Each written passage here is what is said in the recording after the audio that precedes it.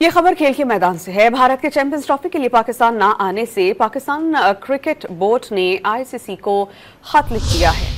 दो टोक पैगाम दिया है कि हाइब्रिड मॉडल हरगिज कबूल नहीं, इवेंट हर सूरत पाकिस्तान में होगा। पाकिस्तान भारत के बगैर ही चैंपियंस ट्रॉफी करवा सकता है और भारत के पाकिस्तान ना आने की ठोस वजूहात भी पूछ ली और सवाल किया कि दीगर टीम्स आ सकती हैं पाकिस्तान, तो भारत को आखिर क्या मसला है। भारत के पाकिस्तान आने से इनकार पर पीसीबी ने आईसीसी को खत लिख दिया। पीसीबी ने चैंपियंस ट्रॉफी के लिए हाइब्रिड मॉडल कबूल करने से साफ इनकार कर दिया। जराये के मुताबिक बोर्ड ने पाकिस्तानी हुकूमत के सख्त मौकफ से आईसीसी को आगाह कर दिया। भारत के पाकिस्तान न आने की ठोस वजूहात भी दरियाफ्त कर ली। खत के मतन में लिखा कि दीगर टीमें पाकिस्तान आ सकती हैं, तो भारत को क्या मसला है।